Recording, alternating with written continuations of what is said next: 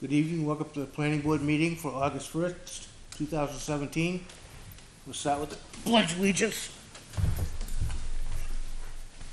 Pledge allegiance to the flag of the United States of America and to the republic for which it stands, one nation, under God, indivisible, with liberty and justice for all. Connecting. Roll call, Tom Young, chair. Kimberly Queenan, member. Dave Samuel, member. Tyler Perrin, member. Absent this evening, Mike Croto, Matt Shoemaker, Joseph Blanchett, and the selectman's rep.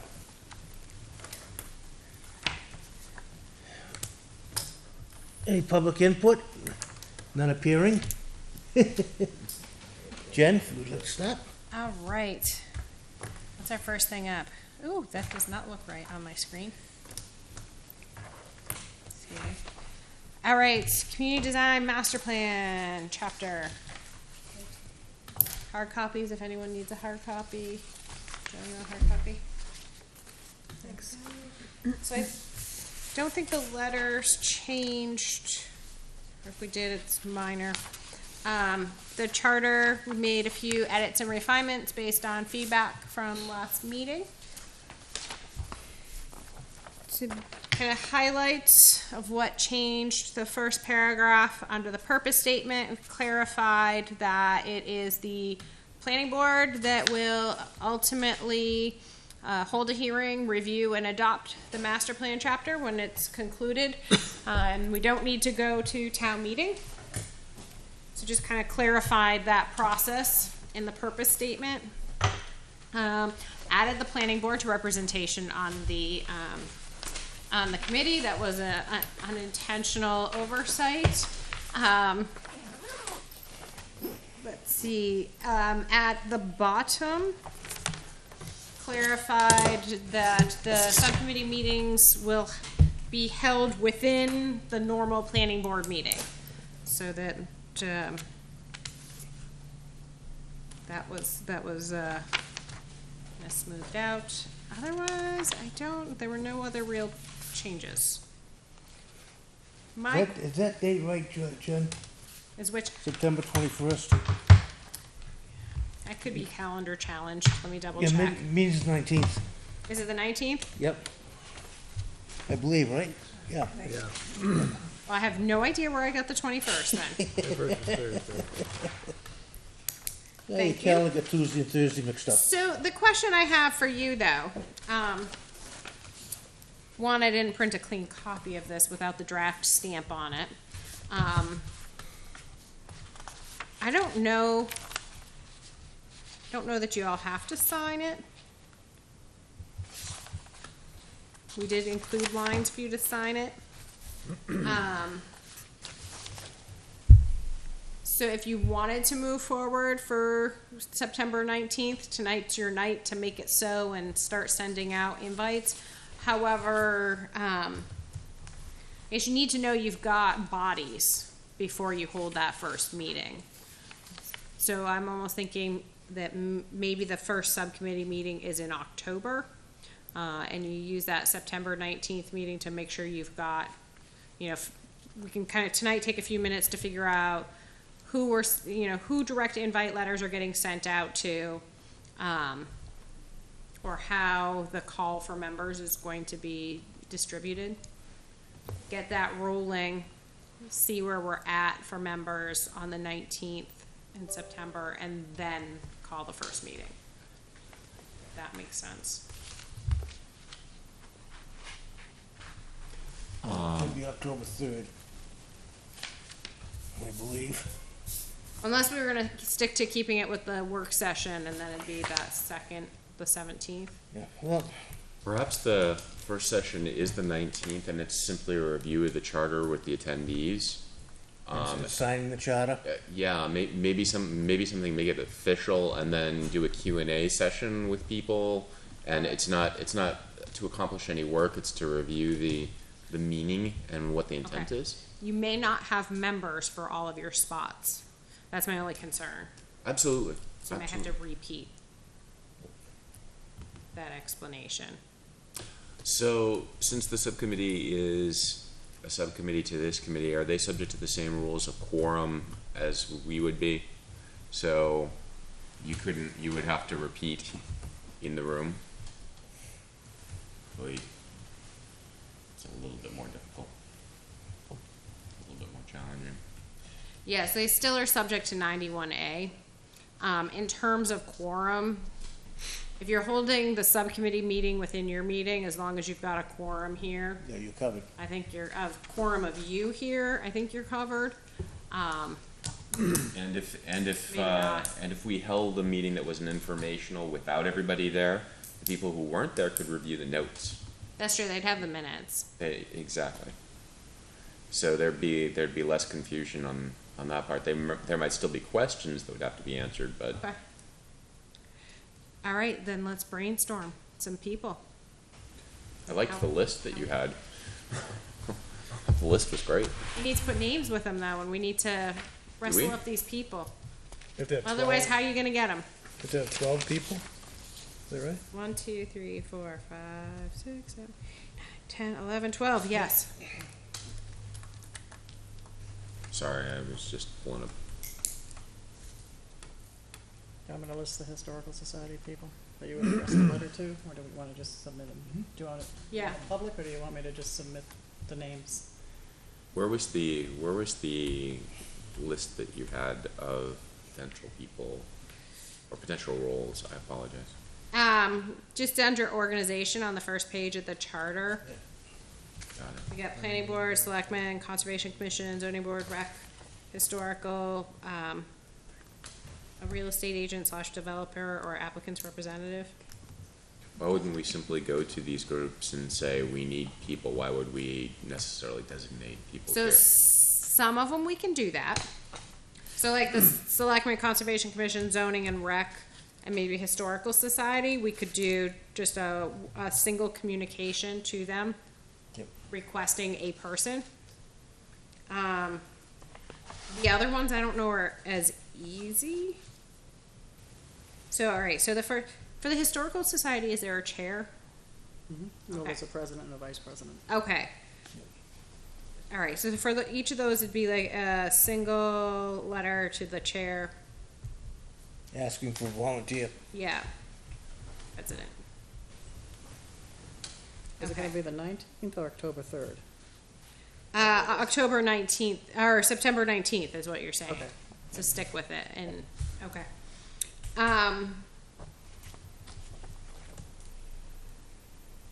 So some of the ones that are a little bit more nebulous, that aren't necessarily a formal entity, but it's someone to represent that constituency, are to get someone from the development community, an agricultural community member, so one of your farms, any other resident who's not any of the other topics or any of the other constituency, a high school student. I mean, that one we could do something just directly to the principal. Yeah, I was gonna stop and see him, Okay, see if we can find out when he's gonna be back in school. might already be. Yeah, he might be. A member of one of the senior communities and the business owner. So Yeah. those, we got 1, 2, 3, 4, 5 that are not quite as easy. For the Litchfield seniors, Yeah, I believe that I have somebody that will do it, okay, which is Betty Dowling. okay, Because I've been in correspondence with the communities, and she said anything she could do to help out, she would, so. okay. All right. That's Tom's contact. I think we could probably go to Litchfield What's Up and get a dozen residents and a dozen high school students to volunteer, or we could put out a call for some of these. For each. I know. Yeah. That's what that way, we're trying to That's, get, actually, yeah. We'd like to get somebody that's got a interest in planning, that wants to go into that as the career, the planning of government. I love it. that's a good point though. All right, so what if you get a dozen people that all say, I wanna be the representative? Do they all show up on the 19th? The problem is how do you cull when you have significant interest? How do you pick? How's it been done previously in other communities? Straws. First come, first serve, draw straws, pistols at 10 paces. I must say I've never encountered Having too many? having too many volunteers. Where I could potentially see it would be with the high school students or the community residents, particularly if it got onto what's up that there was a need. I mean, if it gets out and there are people who are interested, I don't know that we necessarily want to discourage the spirit of volunteerism. Agreed. So, okay, so if you have multiple people, you need one to be the official person. But I would certainly encourage anyone else to continue attending, and that their voices would still be heard and they can participate in the conversation. They just wouldn't vote, is what it would come down to, in order to kind of make it as inclusive as possible. And if you have to pick, I think it comes down to who's got some experience that would be of benefit to the committee and producing a community design chapter. So if you've got someone who's got the artistic or graphic skills that could potentially produce some great illustrations, since this is a very visual chapter, that might be a person you would want. You also have to weigh it against, can you show up at a meeting a month for the next year? Do they have some experience that is that would help the process along? Are they committed? Will they also make the effort to communicate back with the constituency that they represent? We need them to make sure that they're bringing forward more voices than just their own.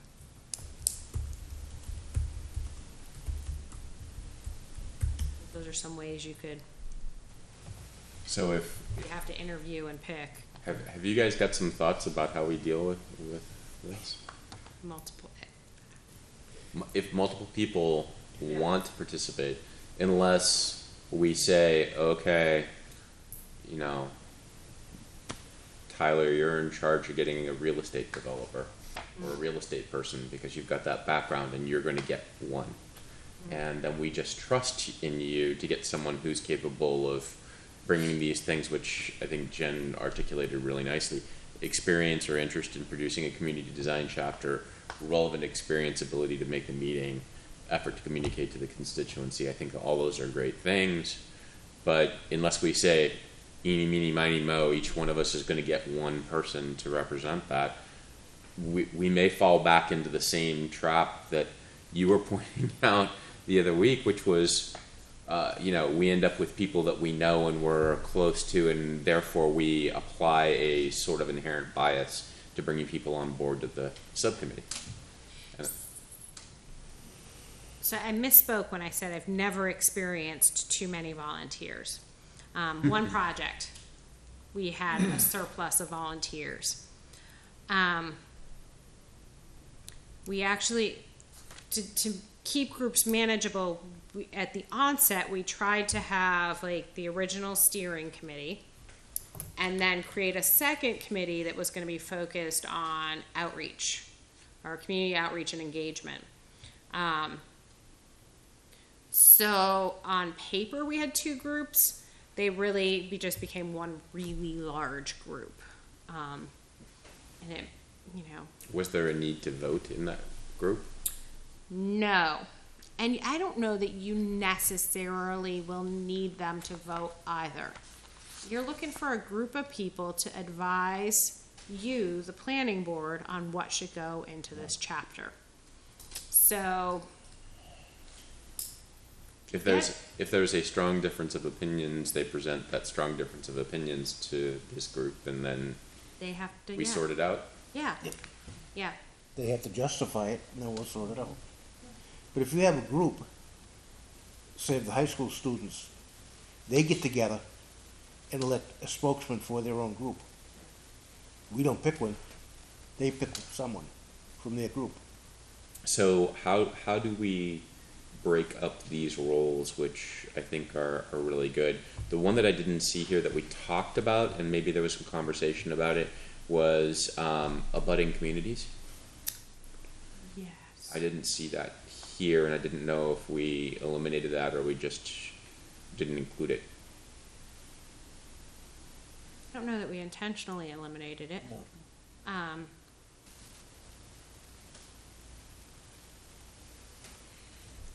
We can.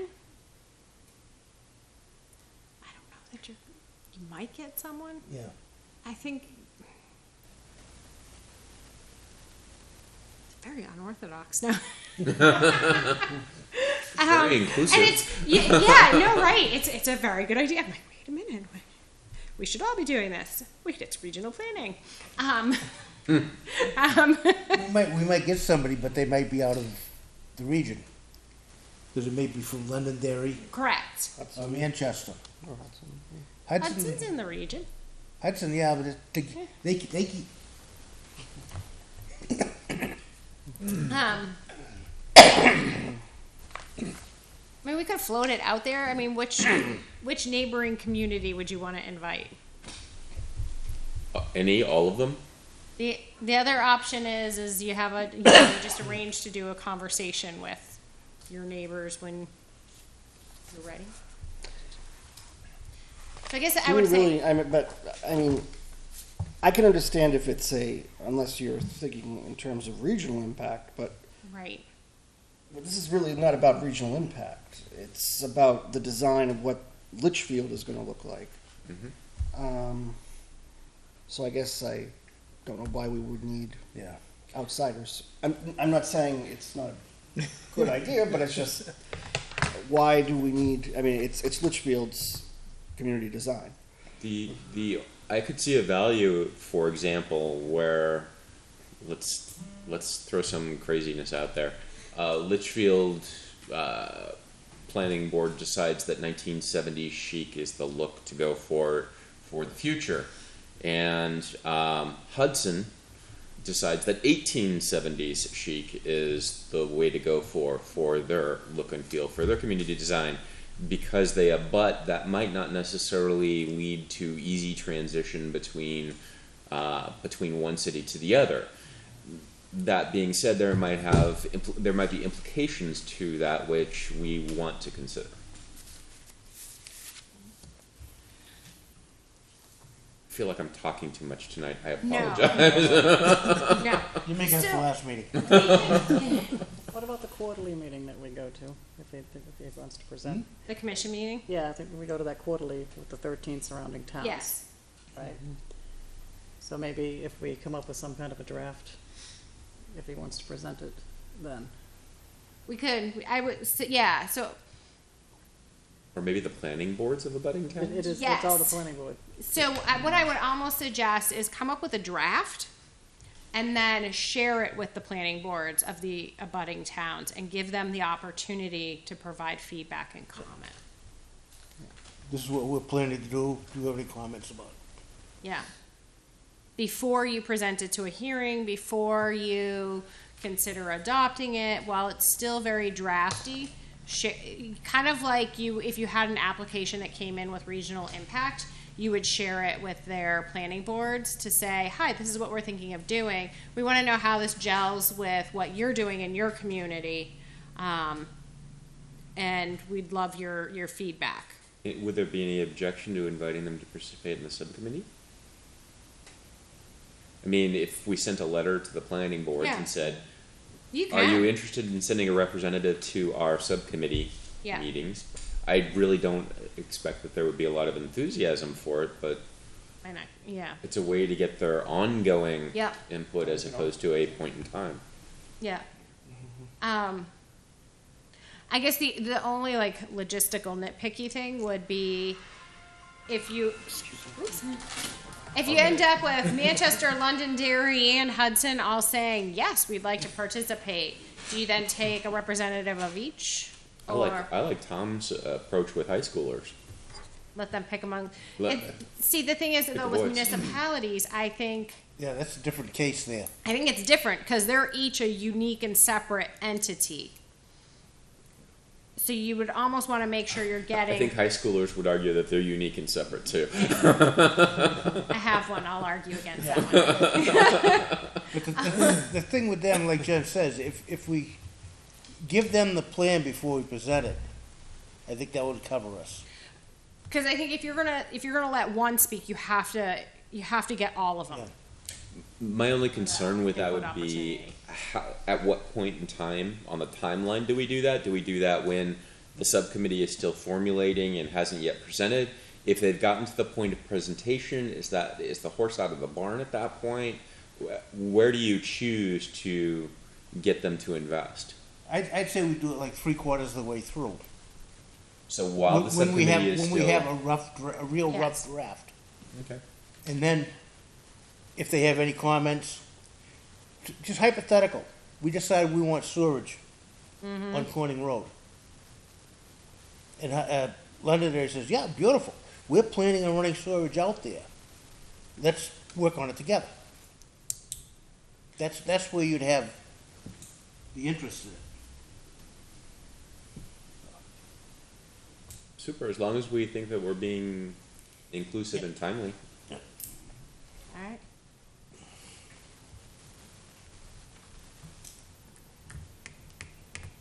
Okay.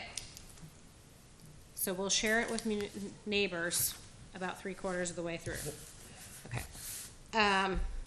All right, in terms of floating this out there to get representatives from other constituencies,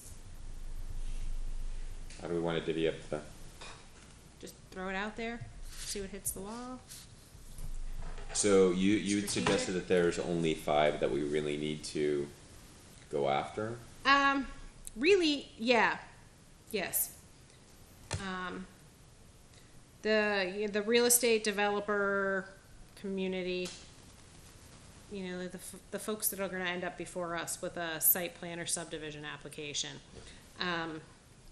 Someone from the agricultural community, a resident, I know you've said you already have someone from one of the senior communities, that was one of the other ones that was a little more, nebulous, and a business owner. You want someone who owns a business in Litchfield. How about where there's overlap? So, for example, we might have an agricultural person who considers themselves a business. I would grab maybe say, hey, can you represent the ag community? And I'd still grab a business person, another person as well. Super. And like the seniors, I'm sure that they're gonna end up having their own committee and having one representative come here. So that we'd still end up with a representative, but there would be collective, we have more than one voice So participating. how do we want to approach the roles that we feel we need to approach? I'd say let's just go after it. Each person take a role and Okay. Get the word out. yeah, figure out how to get the word out. We probably need to be coordinated because, for example, if I decide I'm going to do Litchfield, what's up, and Kim decides she's going to do Litchfield, what's up, in order to get the word out, we don't want to have 2 or 3 different announcements going the same direction. We want to coordinate. I'll take the seniors and the boards. Okay. So Tom, I'll help you throw together a letter for the boards. I could take the selectmen, the conservation and zoning and rec. Okay.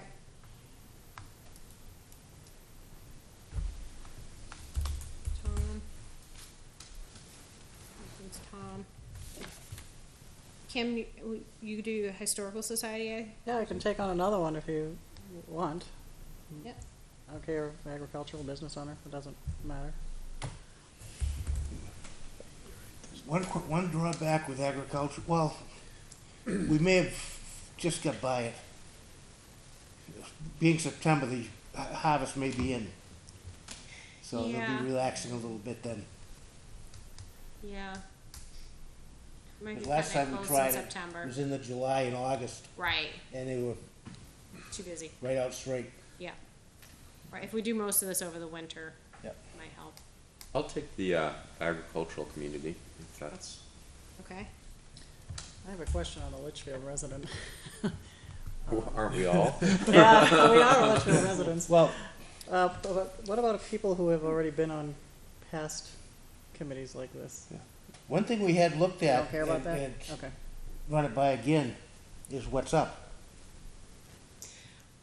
The website, get him involved, if he's willing. That, yeah, the guy who runs it? Yep. Jason. Yeah, Because I know he is interested in the town, he has done the survey. be a past board member. So, I mean, one option for a first pass at these ones that are more nebulous might be to just start with Litchfield What's Up and just put a posting out there that says, I can take the draft watermark off of the charter and, pull out the signature lines for now and make it a clean 2-pager. You can post that as a PDF and say, the Litchfield Planning Board is looking for you. Do you represent, Any of these? any of groups? these groups? Join us. So how do we collect that information that's gonna come back in? And, Yeah. yeah, let's start there. Well, I guess one of you would be the point. You'd have to kind of put your name out there to say, contact me, or it's Facebook based, right? So private message me if you're interested. Then whichever one of you's got folks interested I'll take the hit. I'll do can it. coordinate. So you're gonna be the I'll be the, You're the one for what's up one coordinator. for the first line, huh? Okay. You're gonna be the one for the first line. The first line? Yeah, the planning board number.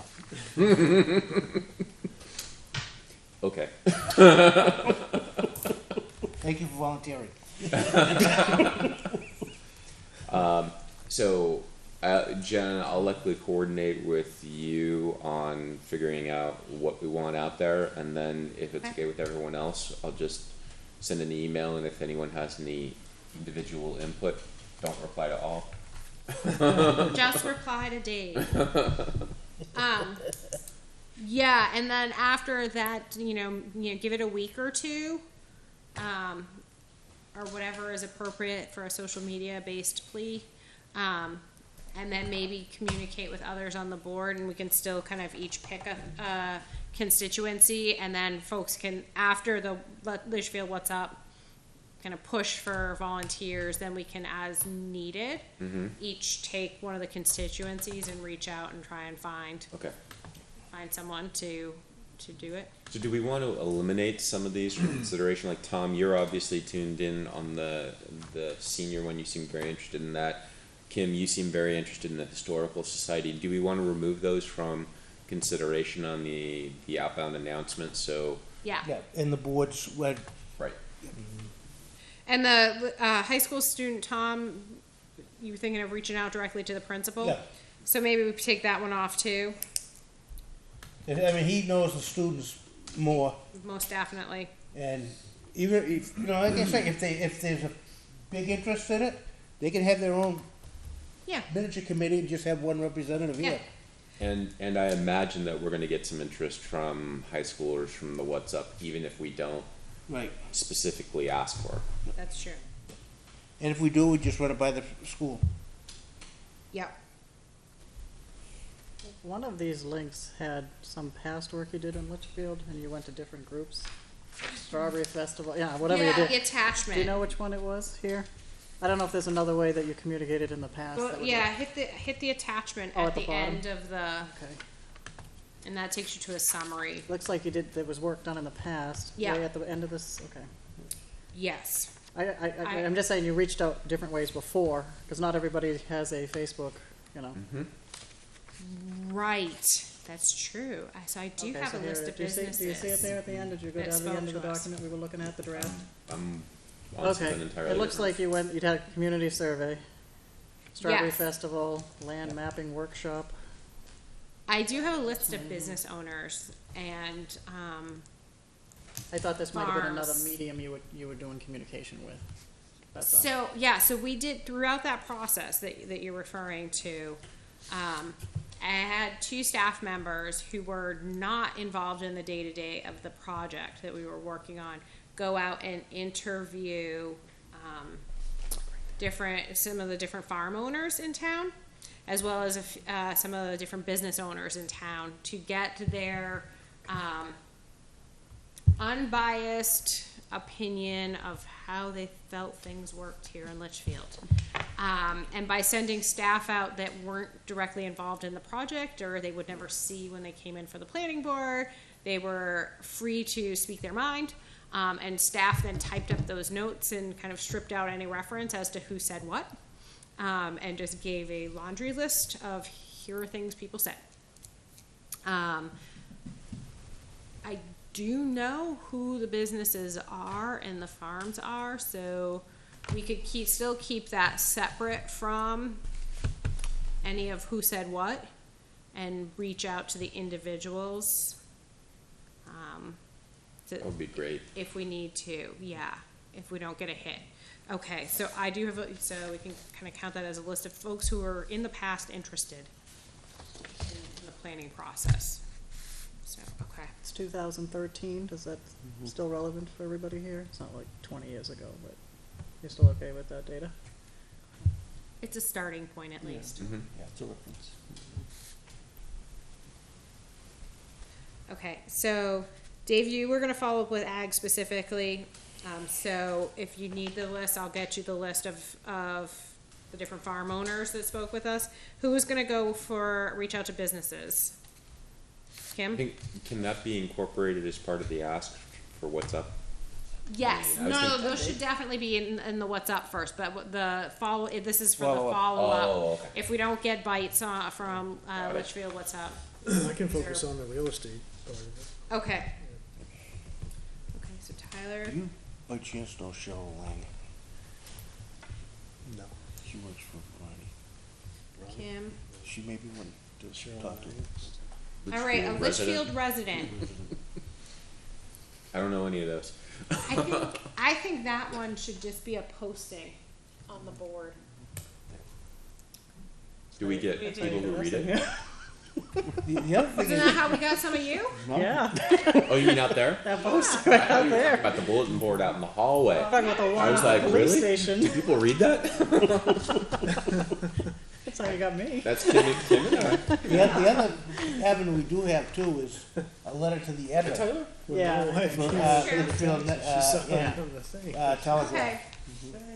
Hey. Okay, so Tom, Joan, and I will work on that one together. Okay, Maybe as a letter to the editor, we can get it in the papers. okay.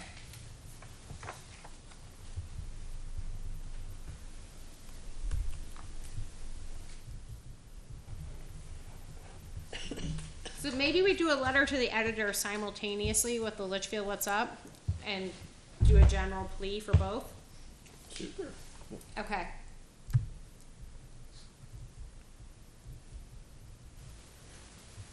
This will be a really interesting first meeting because we'll have to do some type of organizing of types. Right, so everyone who's a high schooler, go over to this corner and do some self-organization. Very optimistic. I think they're gonna be happy to be part of the process, even if they have one voice representing them. Just, I think it's I think they great. The thing is, if it's part of their curriculum, or what they're studying, they can get credit for it. Yeah, it's good on the college applications. Like the ones we have sitting in with us once in a while. Well, now even some students are allowed to sign up for, they're calling it extended learning opportunities. So if they have kind of an internship or other outside the classroom type opportunity, they can, apply to get credit. So they just have to show a work product associated with it. So if they're actually like at the table collaborating and contributing, that might, I don't know if Litchfield does the extended learning opportunities, but it might work out for a student, Couldn't hurt. right? It's a great experience to be able to do something like that before college, so. All right. I do believe we have a strategy.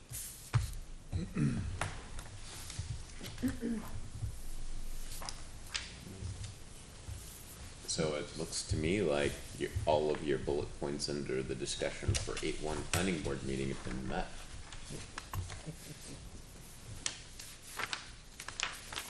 There we go. You Glad rock. someone's looking at my bullets, cause I'm not like, my computer went to sleep. That's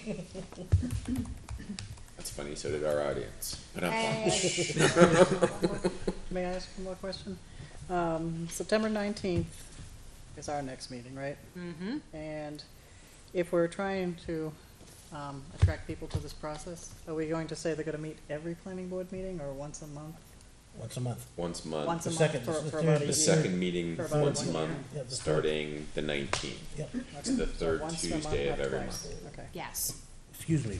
Yeah, you need to reserve that first Tuesday of the month in case you have applications. Yep. Hopefully we do. But up until like December 2018, all the way through? Okay.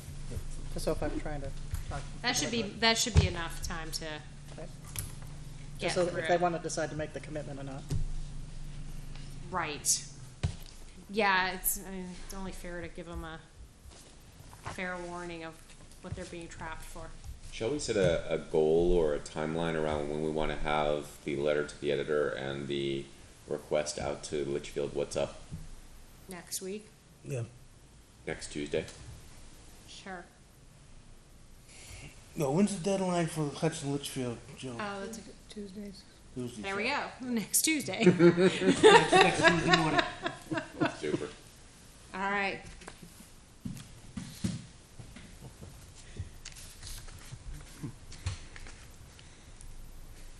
That works out real well.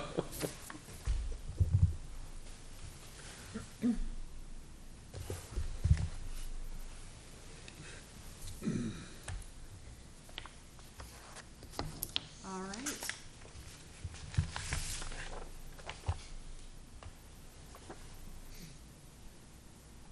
The next agenda item I don't believe is mine. Nope. Moving on, we'll hit the budget.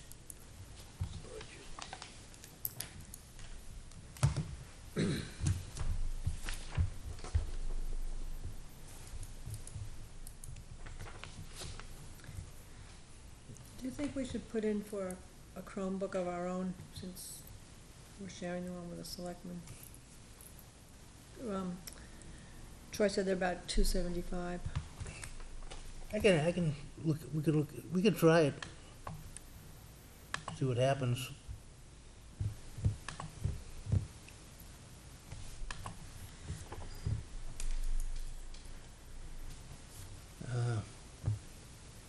Didn't we have, what happened to the extra one we had? We have one, and that's, Troy uses it, and he's taking it with him on vacation.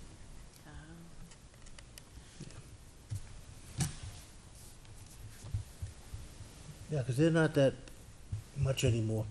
Right. That line item on the NPRC planner Yeah. I have a conflict of interest. seems a little high. It's one of the lower ones in the region.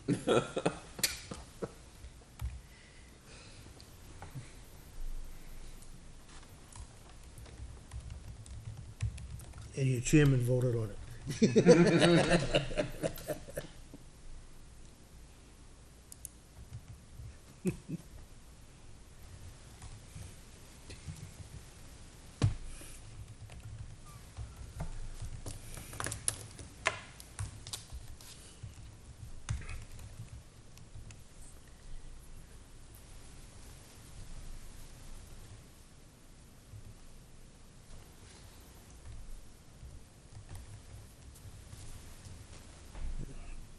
Other than adding in for the laptop, anybody see anything else in there?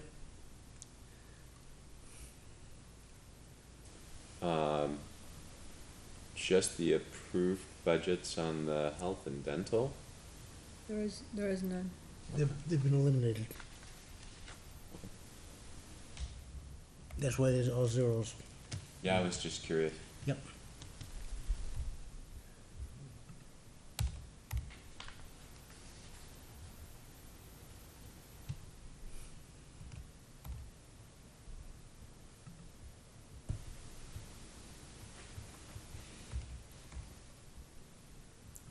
Super.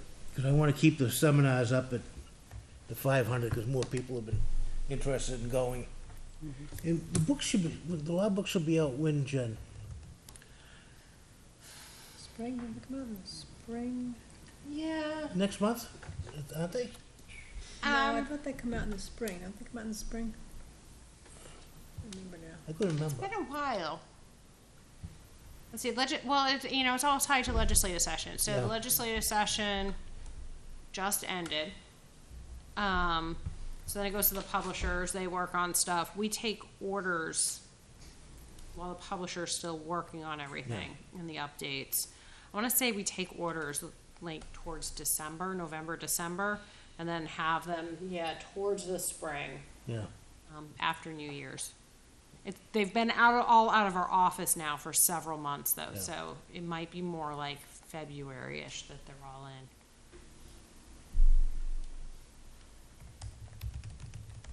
Okay, so I'll just, can I get a motion on the budget? With the addition of the Chromebook? So is this budget proposed or fixed at this point? Opposed. This is the proposed budget. Then I propose that we accept the budget as written with the sole exception of the addition of some dollars for a Chromebook. Do I have a second? Second. Any discussion? All in favor? Aye. Aye. Opposed, abstained? Passes 5-0-0.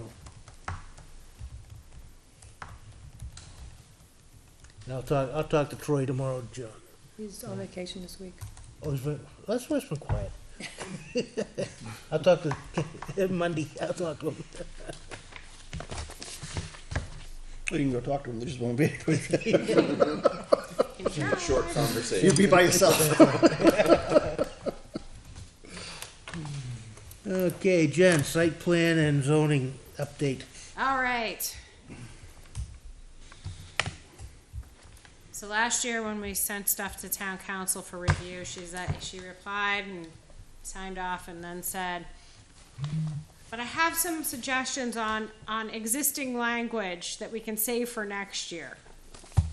So I touched base with her this summer, a couple weeks ago. So that's what you have posted. So, Joan, do you need hard copies? Yes, please. Okay, sorry, do this here. There was nothing insanely profound or crazy difficult. Thank you.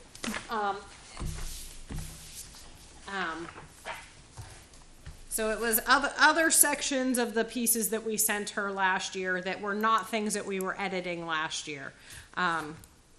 So it's in the frame of what we submitted, to her last year. So if we take the zoning ordinance piece, Which document? all on the last all the way to the last page, there's one paragraph that she suggested we might also need to strike in addition to everything that we struck last year on accessory dwelling uses, and it was the certificate of compliance. And to which she said it's not something that towns can require for an accessory dwelling unit. So, and it was more it was the issue, you can do a certificate of occupancy that comes with, following up on your building permit. The issue was the change of ownership. So that once that certificate of occupancy has been issued, it's been issued. It's still a single-family home as its primary use. A single-family home does not require a new certificate of occupancy each time it changes hands. Therefore, you can't require that for the accessory dwelling unit. So is there a requirement that a motion be made here to do something? Yeah, so I don't know that we need to make a motion at this time, but what we would need to do is when we get closer to, town meeting cycle, we need to do a hearing. For the sake of today, I just did it in the context of, what we previously amended. But yeah, so we would need to just do a clean version of this, that would just show that one provision struck, and then, we'd have to send it to town meeting.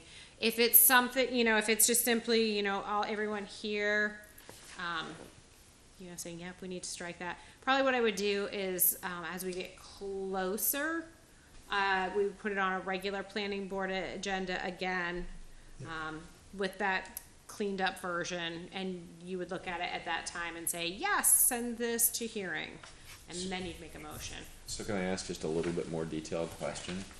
The language says a certificate of compliance, which may be a certificate of occupancy, is required for each change of ownership if the owner chooses to continue an ADU. Right. As I read that, it's if an owner, the next owner, chooses to do a ADU. Is there language elsewhere, and I don't remember, I apologize, where it addresses the initial certificate of occupancy with an ADU, or does an ADU at any point need to have a certificate of occupancy? If it's new construction, yes.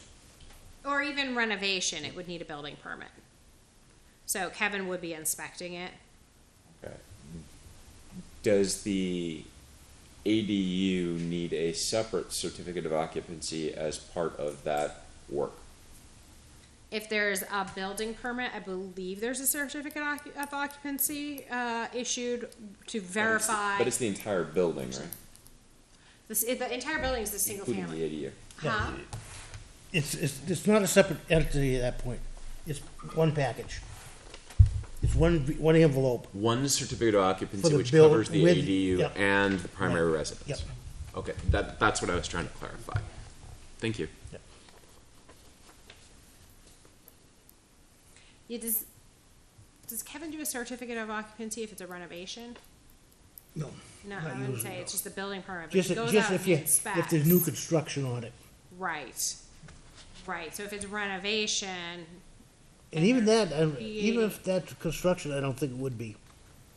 no, but he would inspect. He'd inspect it, but Yeah. it wouldn't be a certificate Okay, because that's basically alteration. right. So can a certificate of compliance be required for renovation because a certificate of occupancy has already been issued, but if you're renovating to create an ADU, It's still It'd be the building permit. you need a building permit, but not a CO.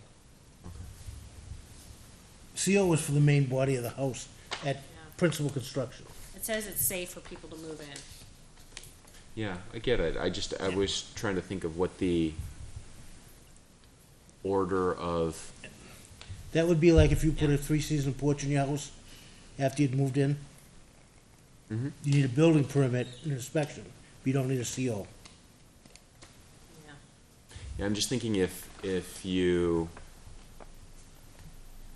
decide that you want to add on to the house, Yeah. you wouldn't necessarily need a certificate of occupancy, but if you wanted to add on to the house and that add-on was going to be an ADU, do you want to set something up where it has to be inspected? Well, it would because of square footage.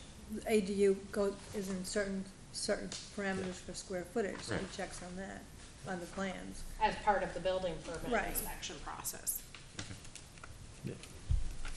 Thank you. Yeah. So that's that one. On the site plan regulations, she had some comments on some of the things that the regulations try to grandfather or not grandfather. And so the bottom line was there were a few things that would prohibit someone from replacing something in kind, which you can't prohibit.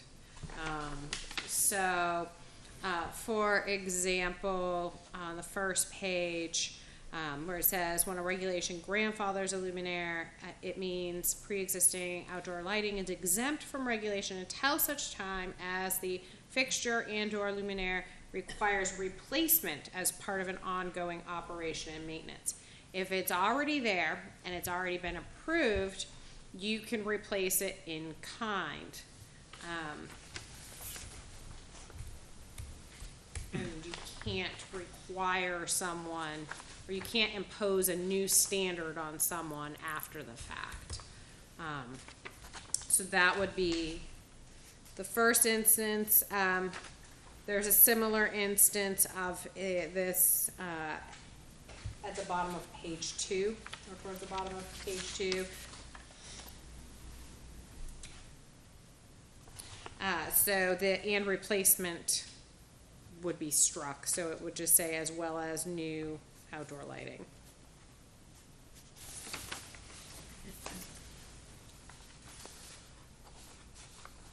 Do we need that same comment in, on, 163, external lighting, number D? I wasn't sure if I was reading it.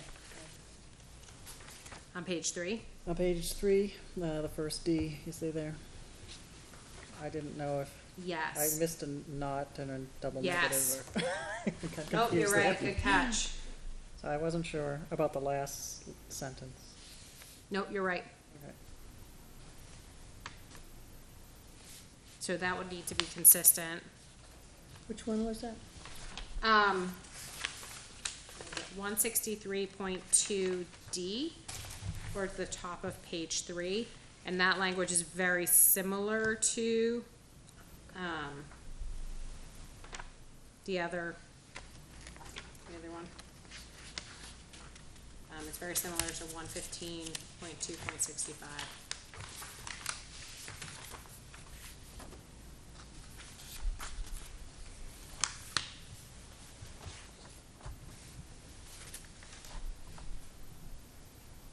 Okay. Yes. So on 163.4, she had a question for you. I do as well. How would you do this? Number one, we cannot control the lights from a vehicle. The way that's written, it says lights from a vehicle. Right, was that the original intent, though? That would be my question. No, That's a very good question. And so, you yeah, cannot do that. what I said to her is her guess was as good as mine because we were both trying to interpret what somebody else wrote. So we were both taking guesses at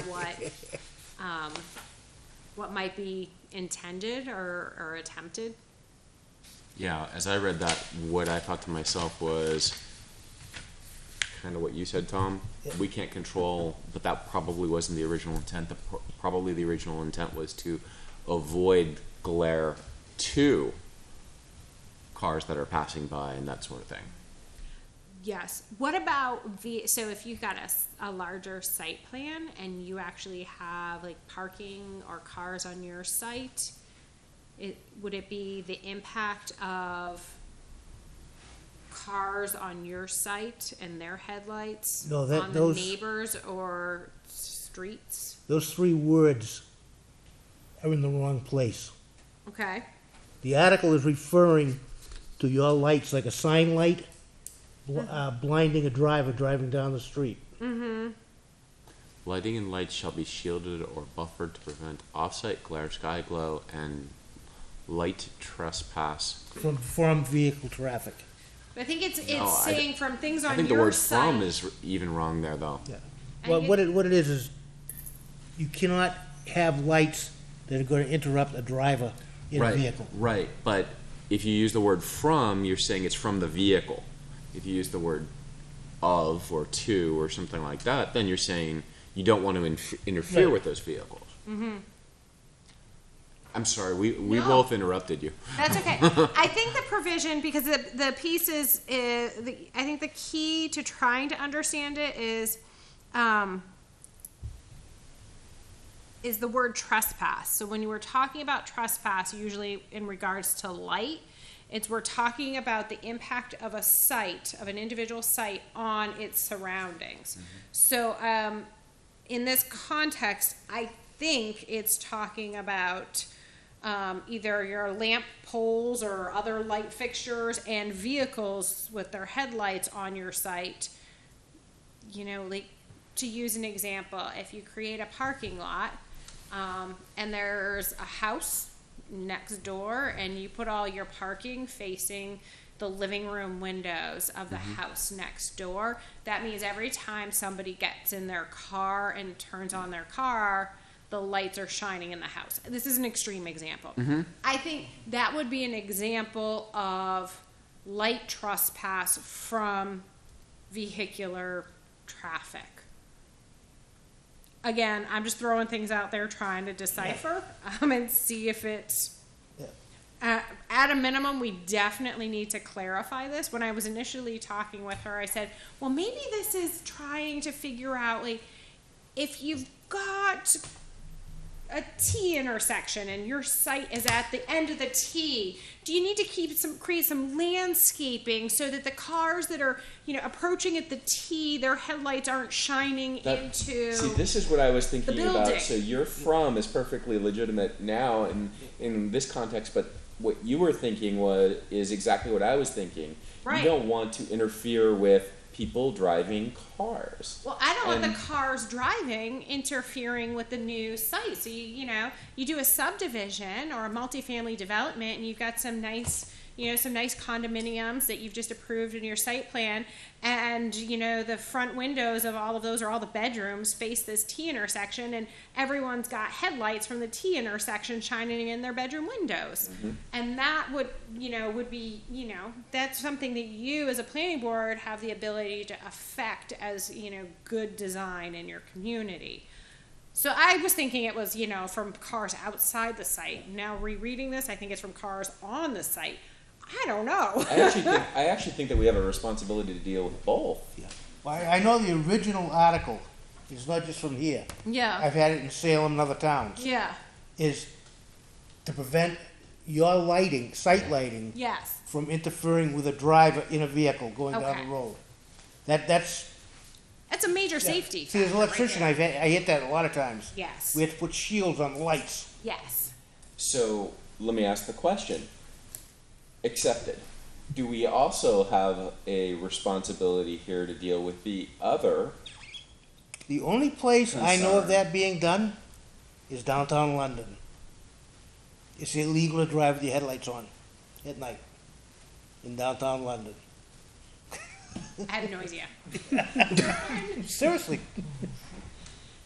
It's been years since I've been to We're London, not but gonna I do remember that. them having headlights on. So we're not going to do that. We want people to have their headlights on. I think what we have an ability to do is acknowledge that headlights can interfere with, people's peaceful enjoyment of their home and property. or property design can have an impact on. Exactly. Yeah. Yes. So, do we need to create some language around this? And if so, who would do that? We need to do something, I think. You may want to add another bullet in there to separate the two. So maybe separate it out Yep. to address a vehicle lighting. Okay. In that in the second context. All right. Because one, you're trying to keep it from going out of the property. The other, you're trying to stop it from going into the property. Okay. That's what was confusing. Shall we channel Steve for a minute? Yes. Are we overthinking this? Probably. Isn't the designer of a property going to reasonably make sure that this isn't that one of these two isn't happening for the people who are buying their own property? Steve, if you're listening, I'm trying to channel you. So aren't we overthinking this? Aren't we just writing this up for? I know the Quite sign possible. lighting and the street lighting to keep it out of the drivers. That is in almost every ordinance that I've ever worked with. What would be an example of that? I mean, Do you know where Target is in Merrimack? Yeah. Have you ever gone up their driveway on the Target side? They get street lights. Every one of them has a full shield over the light. So it shines down at the edge of the road, not into the driver's eyes. We go down West Road at night towards Hudson, and there's a landscaping sign that Yeah. you'd swear it was headlights coming at Yeah. you. Oh, So it's more commercial type stuff. Well, no, I mean, Not necessarily. yeah, it's, some people put up lights in their houses. Yeah. Their house is 5 feet off the road, and they got two big 500-watt floodlights Yeah. in their garage. And they're like a T in the road or something. So you're coming down the road, you can't see. yeah. I mean, that's at a minimum. We need, you know, to clarify that we're focused on the safety aspect of not blinding people. I think that's the not overthinking it side of it. So it might be, that might already be elsewhere in the site plan regulations, so I can do a scan through to make sure the don't blind people provision is in there. And if it is, then it might just simply be as simple as removing from vehicular traffic from this paragraph. But isn't there something in the next section? 1636, control of glare and light trespass. It could be right there, yeah. You know. Shielding, cutoff, yes, flutter spots.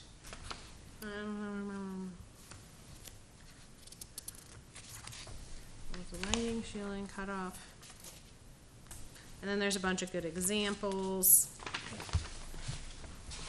You may find that under the sign ordinance too, Jen.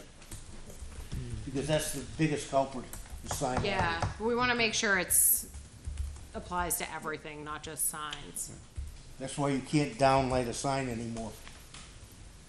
You have to uplight it. Yeah. It has to be from the Yeah, angle from the road. illuminate the sign and the sign only. Yep. Yeah, like that. See the difference there? Oh, yeah, it's very easy to blind a driver. Yes. That's why Concord won a court case about the blinking lights.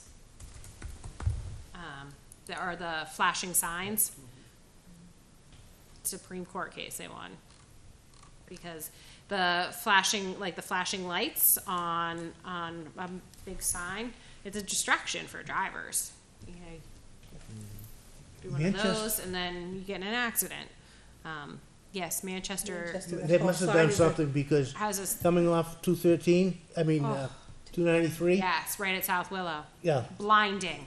but it has been there for a while. I know. I haven't seen it. Oh, it hasn't. I haven't seen That it was a recently. big court case because of the content. Oh, That one, that one there was, Oh, I know which one you're talking about for that. yeah. Even medically, when we design screens, you can't have that flashing because of epilepsy. right. That could Right. make a driver go. Yeah. Yes. So there's definite standard and precedent there for making sure that your lighting does not impact the safety of vehicles or drivers. So was there anything else in this one? It doesn't look like it. That's- No. that was it. I think, can I ask one more question? Yeah. 163, external lighting, it's actually 163.2. Okay. It seems to just be, I thought I changed my mind on this, it seems to be non-residential and multifamily only. Is that what this section is, or is it? Correct. So it's just, should it be everybody, or just these two? So everything in here should be multifamily 'Cause that's what it says or in the ti- That's what non-residential. it says in the title, but I thought I talked myself out of it, but I wanted to just double check. No, because these are the site plan regulations, and so site plan regulations only apply to multifamily and non-residential. So it's basically everything but single family and two family. Okay.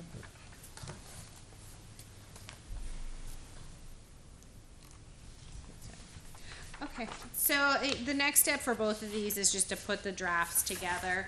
The site plan piece, we might, at least for the vehicles, we might wanna look at that once or twice more before it, that will get sent to a hearing. I think like in years past, we'll just make sure we package it all together, to do first hearing in December. And then you're just doing one hearing notice. Save some dollars. Yeah, because, you know, it's basically, it's just language change, so Yeah. it shouldn't be a problem with it for anybody.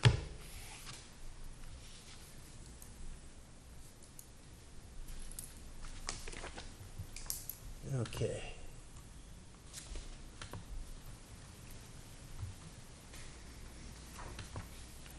Anybody have anything else? The demolition process, if that's okay to bring up. Okay. I did meet with Kevin. He likes the idea of it, always giving the ownership back to the property owner. He is reviewing the parameters that we set of being 500 square feet or not, because he mentioned one building in town that it would be historic potentially, that was smaller than that. So he's gonna look over some of the deeds Oh, okay. and get back on some of the Great. parameters, and we'll wait for his feedback on that.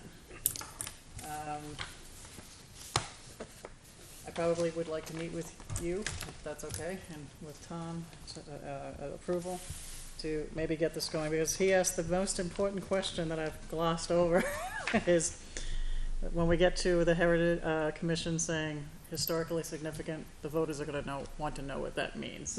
So, what tools in the toolbox we're gonna have for that. Okay. So I've already done some work, but I would like to review them before we post the links here. Okay.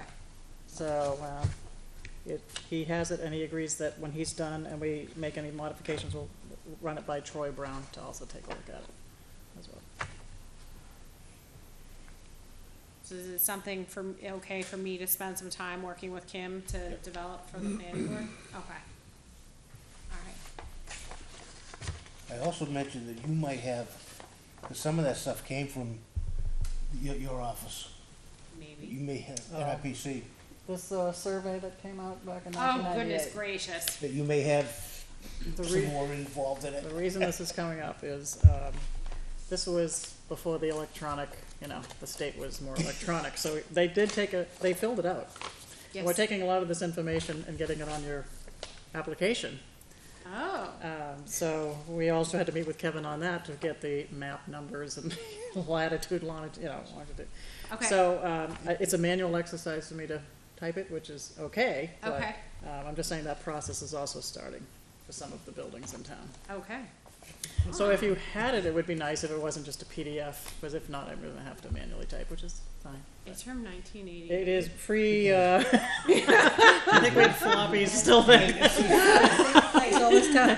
We're lucky we have this. I don't. We. Actually, we could read the. Is that on intro together. microfiche somewhere? I don't think we even have micro. We might have a hard copy Yeah. still somewhere. I mean, I can scan it in, that's not, the issue. This is a historic document, I'm just joking. It is almost, huh? But to answer Kevin's question, it goes to the state to review. So it asks an important question of why is it an historical building and what did it contribute culturally to the town? Mm-hmm. So that's part of how we're gonna tell the voters of the town what the definition is. And that's taking a lot of time to fill out, obviously, so. And we have the pictures here in black and white. One of the members of the Historical Society is every time we try to fill one of these out, which took one day to do one, she goes out and gets current pictures as well, so we'll submit what we have here. Now, what's that form? This is on the New Hampshire's website to actually get it to be a historic landmark in New Hampshire. Okay. And then you have a timeline to get it submitted, and then it gets reviewed by the state to make sure it's accurate as well. So we'll work on So how this we're is gonna getting prove to the state town it's designation? historically significant. Is that getting state designation for properties? I Is that believe what's it going is, yeah. We're gonna go for some of the major buildings first, not on? Okay. not private yet. Like working with, for town owned? At the moment, but I'm sure Okay. but that's why I need to talk to you, how do we move into the private residences after that, Landowners. if that even happens. To recap from the meeting last week, that it was my surprise that this little diagram that we had sent out before really should be two processes, one for the privately owned businesses and one for the Board of Selectmen, which strategy-wise, we might try to merge them up later. All right. So what, but I will get all these links and everything, working with you and Joan and Tom to, you know, get it, maybe as as an agenda item, its own section.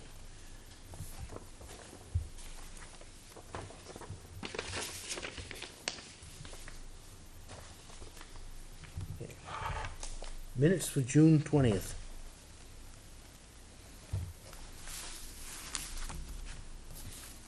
So, just as a question, this wasn't approved at the last meeting because we didn't have a quorum. Right.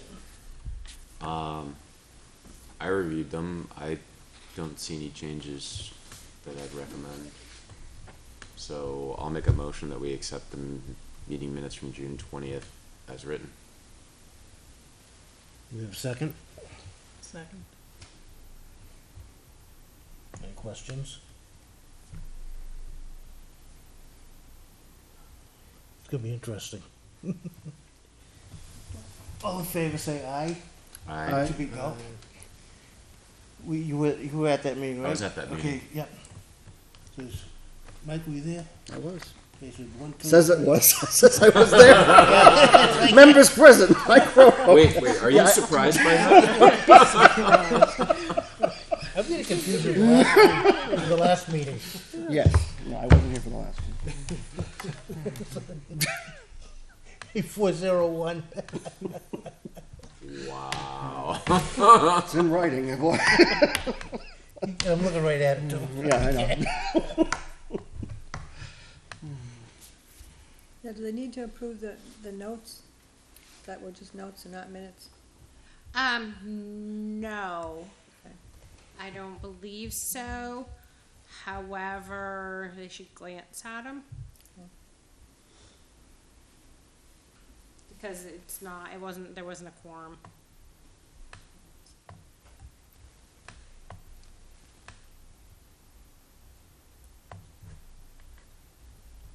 Were those sent out later today? In that last email? No, they're in the site. So that was a pretty quick meeting last time? No? No, it's pretty lengthy. Scroll down, and there should be on the site. Doesn't say when it ended. Yeah, it looks like there's only one page in notes. Yeah, there's only one page. Hmm? One page. Where do you see the Yeah. notes? I don't see them. Where are they? They're in the link They, here? they didn't have a heading, so they're on the same, if you scroll up or down on the June 20th, they should be Okay. right there.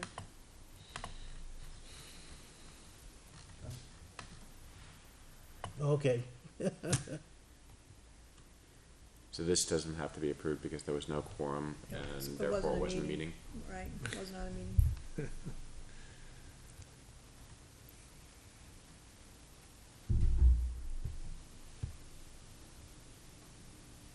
See, I was absent in that one.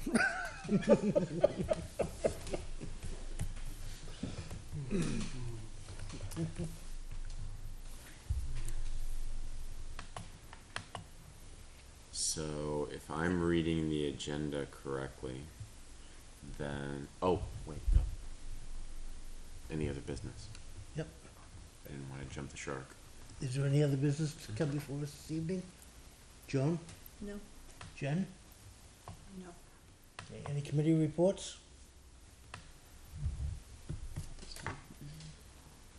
Why are you looking at me?